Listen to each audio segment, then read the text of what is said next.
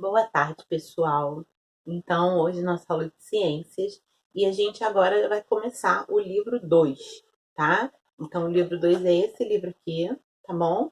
Tem escrito aqui Caderno 2, tá? Mesmo a gente não tendo terminado ainda a matemática, que está no livro 1, como a gente está em casa, não está carregando peso para lugar nenhum, a gente vai começar o livro 2 de ciências, combinado?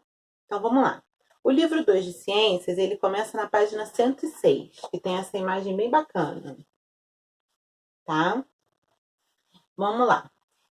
O que eu quero de vocês agora? Que eu percebi que ficou muito difícil de ser feito no livro 1 e eu quero que vocês se habituem a estudar dessa forma. Eu até coloquei essa explicação na revisão dos gabaritos das provas. Quando a gente vai estudar um texto, e o conhecimento, ele está nos livros.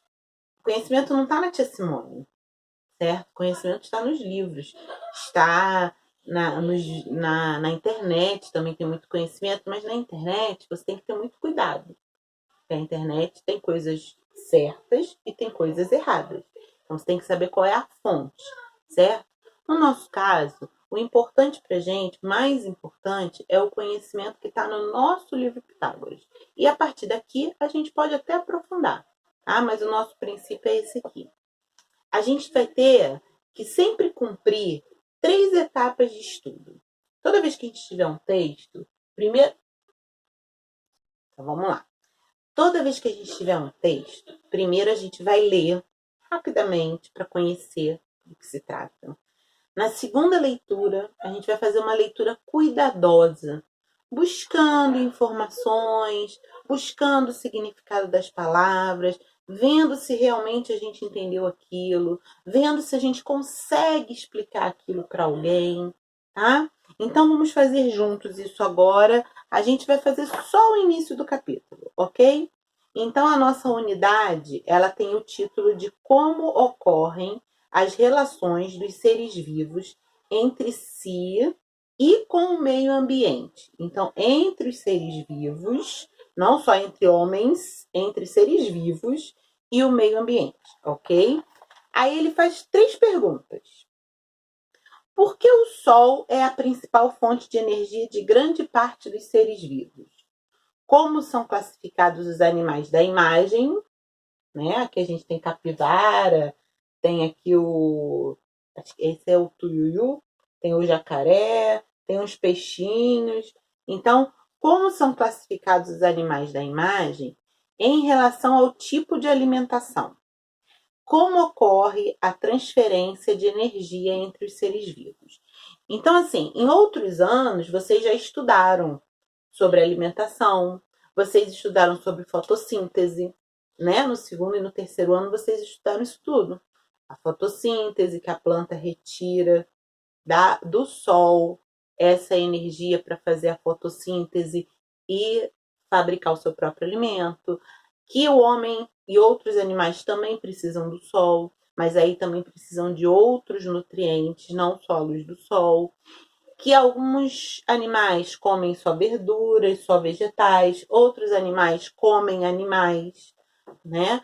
Assim como alguns seres humanos também optam por determinados tipos de alimentação. Então, esse momento é um momento de perguntas, tá? A gente vai procurar saber esse tipo de coisa e é importante que vocês anotem no caderno de vocês de ciências, coloca lá, unidade 2, minha opinião sobre essas perguntas. Depois a gente vai respondê-las, certo? E aí a gente entra no capítulo 1 da unidade 2, que vai falar sobre cadeias e teias alimentares. Então, olha só, é importante conhecer as relações alimentares que acontecem no ambiente para compreendermos como os seres vivos dependem uns dos outros para sobreviver. As relações alimentares que ocorrem entre esses seres vivos são compreendidas por meio de estudos sobre as cadeias e teias alimentares. Falamos muito sobre o tipo de alimentação logo no início do coronavírus, porque houve uma suspeita de que o coronavírus tinha se aproximado da humanidade através do hábito de um determinado povo de se alimentar de morcegos. Isso é errado? Fica a pergunta. Será que é errado? Ou será que faz parte da cultura deles esse alimento? Né? Será que os animais que a gente come aqui na nossa cultura não tem risco de passar doenças? Procurem saber. E aí, no ponto de partida, a natureza fala assim: na natureza, os organismos não vivem isolados. Todos precisam se relacionar com outros seres vivos e com o meio ambiente, sendo todos dependentes dessa complexa rede de relações. Que tipo de relação os seres vivos mantêm entre si e com o meio ambiente? Aí eu vou querer que essa pergunta, da 108, seja respondida no seu caderno, baseado em tudo que você vai pesquisar. Eu vou liberar, não é trabalho de valer nota, é um trabalho para a gente começar a estudar, tá? Eu vou colocar junto com essa aula um vídeo do YouTube que fala sobre isso. O que eu quero que vocês pensem? Por exemplo, a gente tem aqui uma cadeia alimentar. Eu imprimi aqui uma cadeia alimentar. Olha só. Certo? Aliás, são 3 cadeias alimentares. Tem aqui a garça, que come o peixe, que come o caramujo, que come a alga, né? O gavião, que come o sapo, que come o besouro, que come essa planta. A cobra, que come o rato, que come o trigo. Joia? Isso aqui é o natural. Só para a gente começar a pensar sobre isso.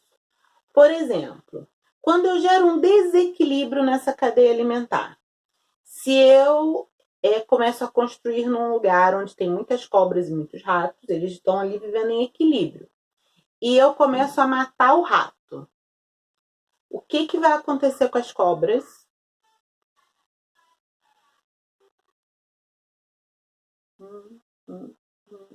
Pensaram? Alguém pensou que as cobras podem morrer de fome? Alguém pensou que a cobra pode sair do lugar onde ela vive e invadir cidades à procura de alimento? Alguém pensou que outras pragas vão começar a surgir porque não existe o rato? Alguém pensou também que a cobra pode, de repente, passar a comer um outro animal? São viáveis essas opções, certo? A mesma coisa vai acontecer aqui. Por exemplo, se eu paro de plantar determinada planta que dá o alimento para esse besouro, aí esse besouro morre de fome. Ele não come outra planta, ele só come essa. Se sumirem os besouros, o que vão acontecer com os sapos? Vão ter que comer outra coisa, né? Senão eles também vão morrer. Se eles morrerem, o que acontecerá com as águias? Certo? Outra coisa que pode acontecer, se eu mato os sapos, eu posso ter um excesso de besouro que vai destruir toda a plantação. Desequilíbrios ecológicos, certo? Então, pensem nisso, a gente vai falar sobre tudo isso, tá? A gente tem um equilíbrio ecológico, é o que a gente chama de ecossistema. Uma coisa depende da outra e tem que estar em equilíbrio para que tudo funcione bem, certo? Acontece isso dentro do nosso corpo.